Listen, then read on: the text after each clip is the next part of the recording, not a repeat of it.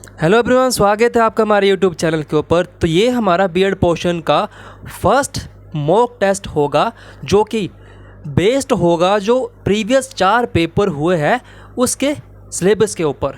तो अभी तक हमने पीजीटी के 4 पेपर देख लिए हैं जिसमें हिंदी, कॉमर्स, फिज़िक्स और मैथमेटिक्स शामिल है, जिसका हमने कल एनालिसिस भी कर लिया है और जो बीएड पोर्शन है उसको भी हमने कवर कर लिया है। अब उस सिलेबस के अकॉर्डिंग यहाँ पर हमारा ये फर्स्ट मॉक रहेगा जिससे कि हम स्टडी कर पाएंगे अकॉर्डिंग टू द सिलेबस जो कमीशन पूछ रहा है। तो सबसे पहले अगर बात करें हम, तो ये जो हमारा टारगेट रहेगा बीएड पोर्शन में 20 आउट ऑफ 20 मार्क्स लेने का टारगेट हमने सेट किया है। तो जिसका भी एग्ज़ाम आने वाले टाइम में है तो वो तैयार हो जाए और जितने भी मॉक अभी हम लगाएंगे उनको प्रॉपर लगाए और उनके नोट्स भी बनाएं। तो वीडियो को शुरू करने से पहले एक रिक्वेस्ट रहेगी कि चैनल को प्लीज़ सब्सक्राइब कर ले और वीडियो को भी लाइक कर दे। आपके वीडियो को लाइक करने से ये जो वीडियो है वो दूसरे लोगों तक भी पहुंचेगी। तो चलिए वीडियो शुरू करते हो, देखते कि फर्स्ट क्वेश्चन क्या पूछा है। तो जो फर्स्ट क्वेश्चन है, when was NCTE established in India. अब इस एनसीईटी की बात करें तो एनसीईटी से क्वेश्चन बने हैं 2, अभी तक 2 क्वेश्चन बने हैं जिसमें ये रिपीटेड क्वेश्चन के अंदर आ जाता है। तो एनसीईटी का आपने ध्यान रखना, एनसीईटी के बारे में आपने अच्छे से पढ़ लेना है। अगर इसकी एस्टेब्लिश की बात करें तो ये बना था 1995 को। तो इसका जो सही आंसर रहेगा वो ऑप्शन नंबर सी रहेगा। ध्यान देना, ठीक है। रिपीटेड क्वेश्चन काफ़ी ज़्यादा आएंगे। जो भी हम 3-4 मॉक्स लगाएंगे, स्टार्टिंग में जो मॉक्स लगाएंगे मोस्टली उसके अंदर रिपीटेड क्वेश्चन आपको देखने को मिलेंगे, ठीक है। और आपने वो भूलने नहीं है क्योंकि वही रिपीटेड क्वेश्चन आने वाले एग्जाम में भी आ सकते हैं। ओके, तो नेक्स्ट क्वेश्चन देखते हैं। What type of candidate should be employed as a teacher. ये भी रिपीटेड क्वेश्चन है और ये भी 2 टाइम पूछ लिया गया है, ठीक है। जो भी 4 पेपर उनमें 2 में ये आ चुका है। तो इसका जो सही आंसर रहेगा, the one who are requested educational and professional qualifications and love the learner. ध्यान रखना, love the learner most important है। मास्टरी तो होनी ही चाहिए टीचर को, लेकिन लव द लर्नर भी होना चाहिए, ठीक है। तो ऑप्शन नंबर जो डी रहेगा इसका राइट आंसर रहेगा। इसके प्रॉपर नोट्स बनाने हैं, एक कॉपी के अंदर इनको लिखना है और याद करना है। उसके बाद सबसे जो इम्पोर्टेंट टॉपिक या क्वेश्चन बोल सकते हो वो है which is the first school of children education. तो फर्स्ट स्कूल चिल्ड्रन एजुकेशन बोला है, सोसाइटी बोलता है। तो ये जो क्वेश्चन है वो 3 बार आ चुका है। 4 पेपर हुआ है, 4 में से 3 जो पेपर है उसके अंदर ये क्वेश्चन रिपीट हुआ है। तो ये तो काफ़ी सिंपल क्वेश्चन है। तो आपको इसका आंसर पता होगा कि फैमिली जो होता है वो बच्चे का फर्स्ट स्कूल होता है। ओके, तो ऑप्शन नंबर सी इसका राइट रहेगा। और आने वाले अगर टाइम में ये क्वेश्चन आएगा भी तो आप इजीली इसको कर पाओगे। तो फिलहाल जो नेक्स्ट क्वेश्चन है और बोलता है कि school are basically social institutions. अब ये जो क्वेश्चन है ये भी क्वेश्चन रिपीटेड क्वेश्चन है, ठीक है। अब देख रहे हो ना, जो हमने एनालिसिस किया था उसके अंदर जो टॉपिक थे उसके साथ भी मैच कर लेना कि अब ये जो क्वेश्चन पूछा है तो वो कहाँ से पूछा है। प्रीवियस पूछा था फैमिली से, ये पूछा है स्कूल से, ठीक है, इंस्टीट्यूट से पूछा है। तो बोला कि schools are basically social institutes. तो उसके अंदर हमें क्या मिलता है, हम क्यों स्कूल्स बनाते हैं, इंस्टीट्यूट क्यों होते हैं। They are preserve and install the values of our culture in future generation. तो ठीक है, जो हमारी वैल्यूज़ होते हैं, हमारे कल्चर्स होते हैं, उसको किस में इंस्टॉल करते हैं, जो फ्यूचर की जनरेशन है, आने वाली जो जनरेशन है उसके अंदर वो वैल्यूज़ नॉर्म्स इंस्टॉल करते हैं, ठीक है। इसका जो सही आंसर रहेगा वो ऑप्शन नंबर फर्स्ट रहेगा। ध्यान देना, जो भी क्वेश्चन हम कर रहे हैं वो रिपीट हो सकते हैं, तो एक भी क्वेश्चन आपने छोड़ना नहीं है, वीडियो को लास्ट तक देखना है। नेक्स्ट क्वेश्चन देखते हैं। Teaching the profession of those who give instruction specially is an. तो जो टीचिंग होती है, the profession of those who give instruction specially is an. तो किसको इंस्ट्रक्शन देते हैं वो, क्या वो एलिमेंट्री के अंदर टीचिंग होती है, क्या वो सेकेंडरी के अंदर ही टीचिंग होती है, या फिर यूनिवर्सिटी लेवल तक भी टीचिंग होती है। तो इसका जो सही आंसर होगा ऑल ऑफ द अबव, ठीक है। सारे के अंदर टीचिंग होती ही है, टीचिंग प्रोफेशन होता ही है। देखो ये टीचिंग से भी इन्होंने क्वेश्चन पूछ लिया है। ओके, उसके बाद अगर हम बात करें नेक्स्ट क्वेश्चन की, तो बोला है Which one of the following policy document was called the Magna Carta Western Education System in India? मैगन कार्टा वेस्टर्न एजुकेशन सिस्टम जो कहा जाता है वो किसको कहा जाता है, कौन सा कमीशन है। तो ये क्वेश्चन भी रिपीटेड है, अभी तक 2 पेपरों में आ चुका है, ठीक है। एक हिंदी के आया था और एक फिजिक्स में आया था, ओके। हिंदी और फिजिक्स में 2 बार आ चुका है। तो किसको कहा जाता था? तो जो चार्ल्स वुड डिस्पैच है 1854 वाला, उसके हम मैग्ना कार्टा के नाम से भी जाना जाता है, ठीक है। तो ऑप्शन नंबर सी इसका राइट हो जाएगा। उसके बाद जो यहाँ पर आप देख पा रहे होंगे the third quarter of mock is. अब ये जो मॉक का टॉपिक है इसके अंदर रिपीटेड क्वेश्चन नहीं आ रहे हैं, क्योंकि मॉक खुद से ही काफ़ी बड़ा एक सब्जेक्ट है, एक टॉपिक है। तो हो सकता है कि अगर आने वाले टाइम में जितने भी पेपर होंगे उसमें रिपीट नहीं करेगा, तो कहीं ना कहीं बीच में कोई एक पेपर निकल आएगा जिसमें ये रिपीट कर सकता है। सभी में ना करे, बट कुछ में ये पक्का रिपीट करेंगे, ठीक है। क्योंकि ये बार बार सेम क्वेश्चन को तो डाल नहीं सकते हैं, अब कुछ क्वेश्चन जो है वो अलग डालने होंगे।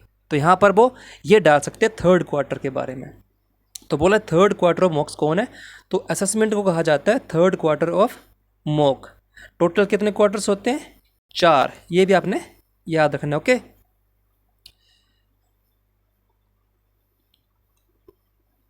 नेक्स्ट क्वेश्चन है according to John Dewey the responsibility of school is to prepare student. तो responsibility of school is prepare student क्या होती है? ठीक है, तो वो होती है प्रेजेंट लाइफ से रिलेटेड, ठीक है।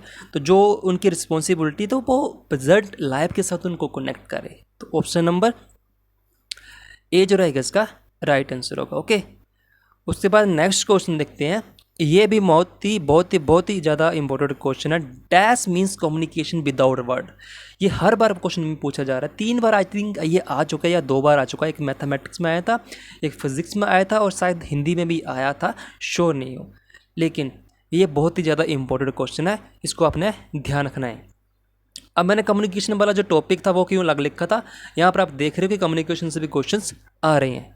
तो dash means communication without word. कौन सी कम्युनिकेशन होती है जिसमें वर्ड का यूज़ नहीं होता? Non verbal communication. तो non verbal communication option number D जो रहेगा इसका राइट आंसर रहेगा। Non verbal communication mean communication without word, okay. Next question देखते हैं। और नेक्स्ट क्वेश्चन यहाँ ने बोला कि द वर्ड कम्युनिकेशन, फिर से कम्युनिकेशन से आ गया है। The word communication is drive from कॉमनस लैटिन वर्ड से, ठीक है। इसका मतलब क्या होता है? कॉमनस मतलब कॉमन। ऑप्शन नंबर जो ए है इसका राइट आंसर रहेगा, ठीक है। अब ये क्वेश्चन रिपीट नहीं हुआ है, तो हो सकता है जो लेटेस्ट अभी एग्जाम होने वाला है उसके अंदर कम्युनिकेशन टॉपिक से ये क्वेश्चन रिपीट हो जाए, तो आपने इसका ध्यान रखना है, ठीक है। इसको याद कर लेना है। नेक्स्ट क्वेश्चन है एक्सचेंज ऑफ आइडिया बिटवीन 2 और मोर पर्सन। अब ये फिर से कम्युनिकेशन से है, क्योंकि कम्युनिकेशन ही होता है जिसके अंदर हम अपने आइडियाज़ को शेयर करते हैं। तो एक्सचेंज ऑफ आइडिया बिटवीन 2 और मोर, ये क्वेश्चन भी आया था मैथमेटिक्स वाले पेपर के अंदर। तो कम्युनिकेशन इसे कहा जाता है, ओके। तो ऑप्शन नंबर सी इसका राइट आंसर रहेगा, इसको ध्यान में रखना। उसके बाद अगर हम बात करें for a teacher teaching the class with large strength which of the technique is best. अब जब टीचिंग में किसी क्लास में स्ट्रेंथ बहुत ज़्यादा है तो बोलता है कि उसमें कौन सी टेक्निक जो आप यहाँ पर अपनाओगे। अब स्ट्रेंथ ज़्यादा है तो उसमें क्या करोगे? आप डेविएट करोगे, डिस्कशन करोगे, प्रैक्टिकल करोगे, जिससे कि आप उसको कंट्रोल कर पाओ। तो ये टीचिंग से रिलेटेड, टीचिंग प्रॉब्लम से रिलेटेड क्वेश्चन यहाँ पर पूछ लिया है। तो ऑप्शन नंबर ए जो इसका राइट आंसर रहेगा। अब ये क्वेश्चन भी रिपीटेड क्वेश्चन नहीं है, तो हो सकता है ये पक्का नेक्स्ट जो पेपर है उसमें आ सकता है, ठीक है। फिलहाल हम नेक्स्ट देखते हैं। ये फिर से एक बार मॉक से क्वेश्चन पूछा है, बोलता है इन MOOCs massive open online courses. Full form याद रखना, इस बार ये पक्का फुल फॉर्म पूछेंगे मॉक की। अभी जो पेपरों के अंदर एक में भी फुल फॉर्म नहीं पूछी है, तो हो सकता है आने वाले पेपर में पक्का ये क्वेश्चन पूछ ले फुल फॉर्म से। अभी तक पहुंची है OER से पूछी है, ठीक है। OER की फुल फॉर्म पूछी है, तो ये मॉक की भी पूछ सकते हैं। Are initiative under NMF ICT program the 4th quarter is. अब यहाँ पर 4th क्वार्टर पूछ लिया है, ऊपर 3rd क्वार्टर था, यहाँ पर 4th है। आने वाले टाइम ये 1st and 2nd भी पूछ सकते हैं, ओके। तो यहाँ पर आप देख सकते हो जो 4th क्वार्टर है वो क्या है? Web resources. तो ऑप्शन नंबर डी जो रहेगा इसका राइट आंसर रहेगा। नेक्स्ट है who are the training in public speaking and debate which of the flowing characters can you not expect to develop. ठीक है, अब पब्लिक स्पीकिंग और डोमेन के अंदर डिबेट के अंदर आपके अंदर बोलता है कि कौन सा करेक्टर है वो डिवेल्प नहीं होना चाहिए, नहीं होता है। तो ये क्वेश्चन जो है रिपीटेड क्वेश्चन है, ये मैथमेटिक्स वाले क्वेश्चन में भी पेपर में भी आया था और फिजिक्स वाले पेपर में भी आया था। तो वो है कंट्रोल ओवर इमोशंस। ध्यान में रखना, भूल जाते हैं अगर पढ़ोगे नहीं तो। कंट्रोल ओवर मोशन जो होता है वो करेक्टरिस्टिक होता है जो डेवलप नहीं होता पब्लिक स्पीकिंग एंड डिबेट के टाइम। ओके, नेक्स्ट है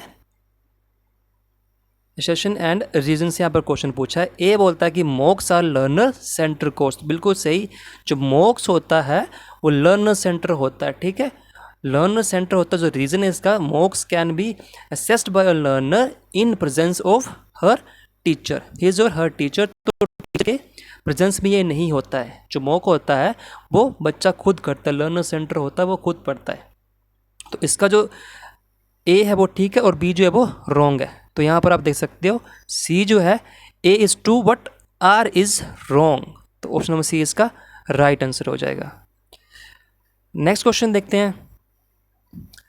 नेक्स्ट क्वेश्चन भी रिपीटेड क्वेश्चन है और बोला गया है कि बुनियादी शिक्षा plan is based on plan. ये भी रिपीटेड क्वेश्चन है और महात्मा गांधी की एजुकेशन से ये क्वेश्चन बन रहा है। ठीक है, तो महात्मा गांधी से बना है तो यहाँ पर आप ऑप्शन ए को टिक कर देना कि महात्मा गांधी जो है इसके प्लान बेस्ड प्लान है। ओके, महात्मा गांधी ने बुनियादी शिक्षा का सिद्धांत दिया था।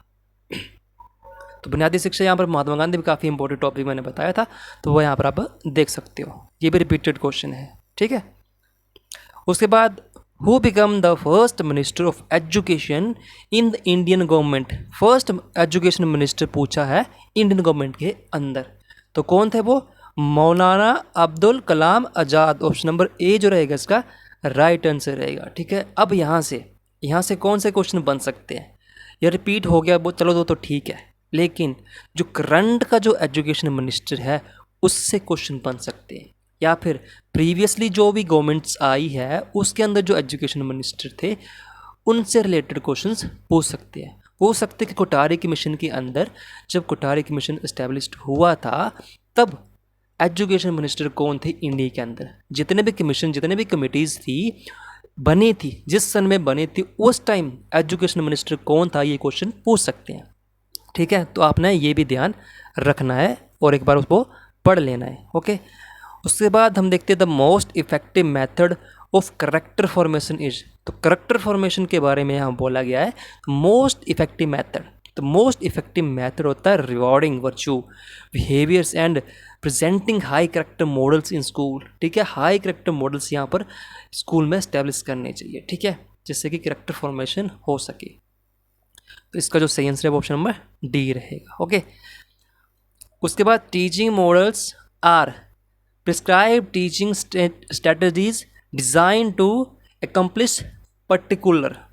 तो जो टीचिंग मॉडल होते हैं टीचिंग स्ट्रेटजीज़ को डिज़ाइन करने के लिए किसको एकम्प्लिश करता है? वो करता है इंस्ट्रक्शनल गोल्स को। तो जो इंस्ट्रक्शनल गोल्स होते हैं उसको बनाने में वो हेल्प करता है। ठीक है, जब भी आप टीचिंग करते हो तो आपके सबसे पहले प्रायोरिटी क्या होती है कि इंस्ट्रक्शंस गोल्स क्या होने चाहिए, कि बच्चे को क्या समझ आने चाहिए। ठीक है, क्या एम्स होने चाहिए, क्या ऑब्जेक्टिव्स होने चाहिए, उसको कैसे गेन करना है, क्या टीचिंग एड होनी चाहिए।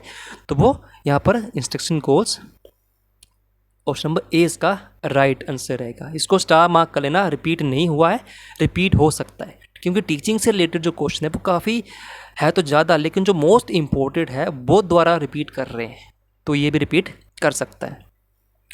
ओके, नेक्स्ट है what are the 3 components of educational process. ठीक है, एजुकेशनल प्रोसेस से देखो एक क्वेश्चन आगे टॉपिक हमने डिस्कस किया था। तो व्हाट आर द 3 कंपोनेंट? तो वो है टीचर, स्टूडेंट एंड एजुकेशन। जो ऑप्शन नंबर बी है मेन कंपोनेंट है एजुकेशन प्रोसेस के अंदर। ठीक है, तो इसका जो ऑप्शन नंबर बी रहेगा वो रहेगा राइट इसका आंसर। ओके, तो अभी तक अगर आपने यहाँ तक वीडियो देखी है और सारे क्वेश्चन अटेम्प्ट किए हैं और पिछली वीडियो भी देखी है जिसमें हमने एनालिसिस किया था, तो आपको पूरा आइडिया हो गया होगा कि हमने जो एनालिसिस किया था उसके अंदर जो टॉपिक थे उसी में से ये क्वेश्चन पूछे जा रहे हैं। ठीक है, ये जो पूरे क्वेश्चन है वो बेस्ड है जो प्रीवियस पेपर हुए हैं। ठीक है, तो अब जो नेक्स्ट जो मॉक रहेगा इसी से रिलेटेड रहेगा, वैसे ही टॉपिक रहेंगे, वैसे ही क्वेश्चंस रहेंगे जो हमने कल एनालिसिस किया था। ठीक है, तो अगर सीरियस हो, आप पढ़ रहे हो, तो वीडियो को लास्ट तक देखें, वीडियो को लाइक करें और चैनल को सब्सक्राइब करें। ठीक है, तो फिलहाल इस वीडियो को मुझे लगता है यहीं रोक देना चाहिए, और कमेंट करके ज़रूर बताएं कि आप कि इस वीडियो के अंदर 20 क्वेश्चन थे, 20 में से कितने क्वेश्चन ठीक बने हैं। ओके, कितने क्वेश्चन आपको यहाँ से आते थे। ठीक है, ताकि आपकी प्रैक्टिस हो जाए और धीरे धीरे आप 20 में से 20 गेन कर पाओ। ठीक है, तो चलिए मिलते हैं फिर नेक्स्ट वीडियो के अंदर, जिसमें अभी हम बात करेंगे जो हमने डिस्कस किया था एनालिसिस की वीडियो के अंदर, उससे रिलेटेड जो टॉपिक थे उसमें जो क्वेश्चन बनेंगे उसके। ठीक है, तो चलिए फिर मिलते हैं नेक्स्ट वीडियो, तब के लिए धन्यवाद।